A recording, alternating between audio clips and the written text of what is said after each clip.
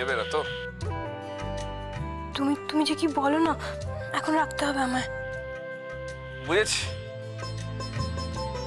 তোমার পাশে লোকজন আছে, ফাইন।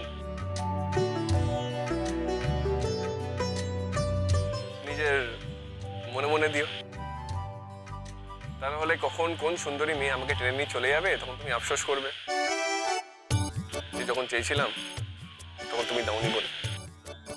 তুমি আবার এরকম কথা বলছো তো? দেখলাম। আচ্ছা, তোমার নিজের উপরে কোনো ভরসা নেই?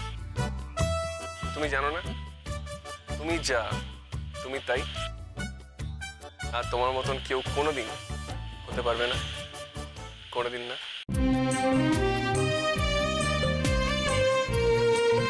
আচ্ছা, তুমি তাহলে ঠিক মতো লেখাপড়া করো, আমি রাখছি। আর কাল থেকে একটু অ্যাডমিশনসের কাজে ব্যস্ত থাকবো, ক্লাসও শুরু হয়ে যাবে, তাই আর রোজ ফোন করতে পারবো না। তুমি রাগ করো না, কেমন? তুমি কিন্তু সাবধানে থেকো, ঠিক করে খাওয়া দাওয়া করো, কেমন?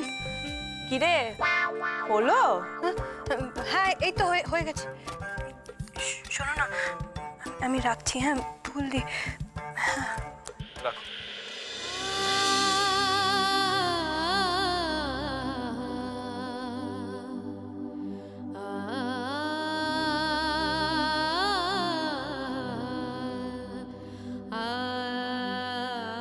শোনো মেয়ে, তোমাকে তো ফোন দেওয়া বারণ আছে, না হলে তোমাকে একটা ফোন কিনে দিতাম।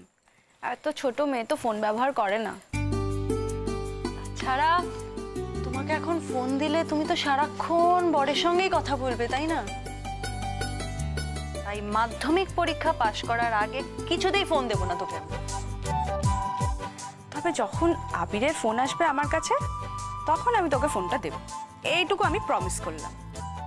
এবার যদি তোমার বর সপ্তাহে একবার ফোন করে তাহলে তুমিও ফোনটা একবারই পাবে।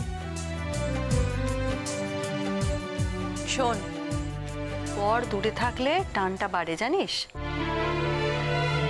এই যে দেখ, তুই সারাক্ষণ বরের কথাই ভাবছিস, এই যদি সামনে থাকতো ভাবতি না কিন্তু এতটা। তাই বলছি এই সময় একটু দূরে দূরে থাকাই ভালো, বুঝেছিস? আর লেখাপড়াটা খুব মন দিয়ে কর। বলা যায় না, পাস টাস করে তুইও হয়তো একদিন ওই বড় শহরে পড়তে চলে যেতে পারিস, তাই না?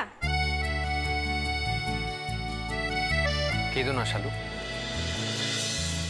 আজকে তো একটা দিন হয়ে গেল, আর তো 5টা দিন, তারপরেই তো দাদাভাই চলে আসবে না? বরং সপ্তাহের এই কটা দিন তুই খুব মন দিয়ে পড়াশোনা কর, যাতে আবির যখন ওই 2টো দিন আসে তুই তখন ছুটি নিতে পারিস, কেমন? আমি খুব মন দিয়ে লেখাপড়া করবো ফুলদি, এই তোমাদের কথা দিলাম। তো লক্ষ্মী মেয়ে।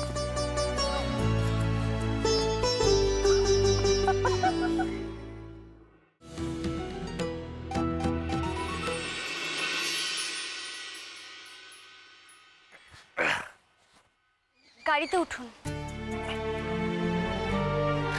কেন হঠাৎ আপনার গাড়িতে উঠতে যাবো কেন? আরে, আপনাকে ডাক্তারের কাছে নিয়ে যেতে হবে না? ফাইন, আমি একাই চলে যেতে পারবো। দেখুন, আসলে আমার গাড়িতেই আপনার অ্যাক্সিডেন্ট হয়েছে এবং এটাও তো সত্যি যে আপনি ব্যথা পেয়েছেন, এবং আমার কর্তব্য আপনাকে ডাক্তারের কাছে নিয়ে যাওয়া। তাই প্লিজ না করবেন না, চলুন। বললাম তো, থ্যাঙ্কস। চলুন না স্যার, আপনি তো ভালো করে এখনো দাঁড়াতে পারছেন না।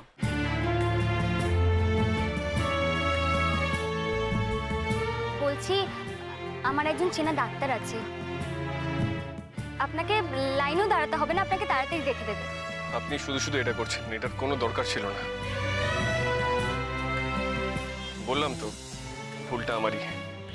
দেখুন, এটা ঠিক ভুলের প্রশ্ন না। এটা তো সত্যি যে আমার গাড়িতে আপনার অ্যাক্সিডেন্ট হয়েছে এবং আপনি চোটও পেয়েছেন। তাই আপনার জায়গায় যদি অন্য কেউ থাকতো, আমার কর্তব্য তাকে ডাক্তারের কাছে নিয়ে যাওয়া। আপনি তো নিশ্চয়ই কাজে যাচ্ছেন, আপনার শুধু শুধু দেরি হয়ে যাবে আমার জন্য। আমি ইউনিভার্সিটিতে যাচ্ছিলাম। আমিও ইউনিভার্সিটিতেই যাচ্ছিলাম, একটা বইয়ের খোঁজ করব বলে এই সাইটটা নিয়েছিলাম। ও, তার মানে আপনিও এই ইউনিভার্সিটিতে ভর্তি হয়েছেন? না, আমি আজকে ভর্তি হতে যাচ্ছিলাম। কি সাবজেক্ট? ফিজিক্স। আমারও তো। তাহলে তো আমরা ব্যাচমেট। ও ওকে। ওকে আবার কি? আমরা তো বন্ধু, মানে ক্লাসমেট। আর ক্লাসমেটদের কখনো আপনি বলতে নেই। তাহলে এখন থেকে আমরা তুমি বলবো, কেমন? বাই দ্য ওয়ে, তোমার নাম কি? আবির। আবির বোস। আমি Aishwarya Sen. Nice to meet you. Same to you. কিন্তু যেভাবে আমাদের দেখা হলো সারা জীবন মনে থাকবে। তাহলে আমি এগোই? এগোবে মানে? এতক্ষণ এত কথা হলো, সেটা কি এগোনোর জন্য নাকি? আর এখন তুমি আর আমি বন্ধু হলাম, তাই আর কোনো কথা চলবে না। চলো গাড়িতে চলো, উঠে এসো।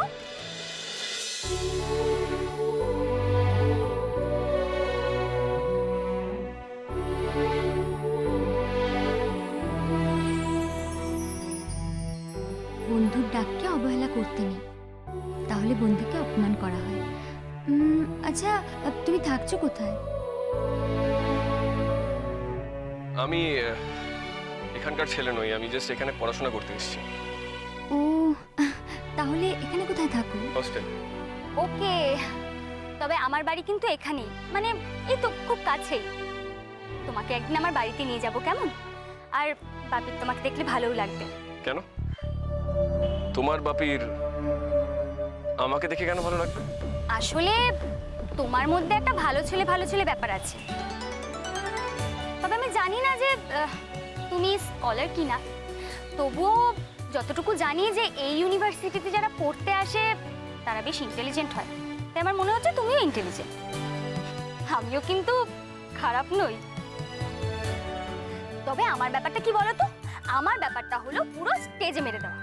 সারা বছর আমি পড়ি না, কিন্তু পরীক্ষার 1 মাস আগে আমার টিকিও খুঁজে পাবে না। আর আমার বাপিও ঠিক তোমার মতো ভালো ছেলেদের বেশ পছন্দ করে। বাপির কথা হলো 1 মাস নয়, সারা বছর ধরে পড়াশোনা করো। লেখাপড়াটা অনেকটা সেরকম, ওর ভেতরে ঢুকে যেতে হয়। যতটা ভেতরে ঢুকবে তত বেশি মজা পাবে। ব্যাস, বুঝে গেছি। কি বুঝলে? বুঝলাম যে আমি এতক্ষণ যেটা ভাবলাম সেটা ঠিকই। তুমি বেশ ইন্টেলিজেন্ট ছেলে, পড়ুয়া ছেলে। নাও আর দেরি করো না, চলো গাড়িতে চলো। বাই দ্য ওয়ে, সিরিয়াসলি তোমার কোথাও লেগেছে গো? সে একটু লেগেছে। আমার না বড্ড খারাপ লাগছে গো। প্রথম দিনই এরকম একটা ঘটনা ঘটে গেল না। সে আর কি করে যাবে, ঘটনা তো ঘটে গেছে। আর সব ঘটনার উপর তো আমাদের হাত থাকে না, তাই না?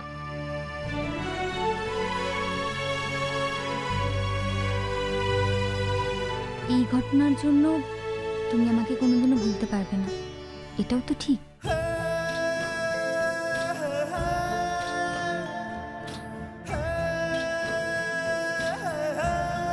বন্ধুদের কাছে শুনেছি লাভ অ্যাট ফার্স্ট সাইট বলে একটা ব্যাপার আছে।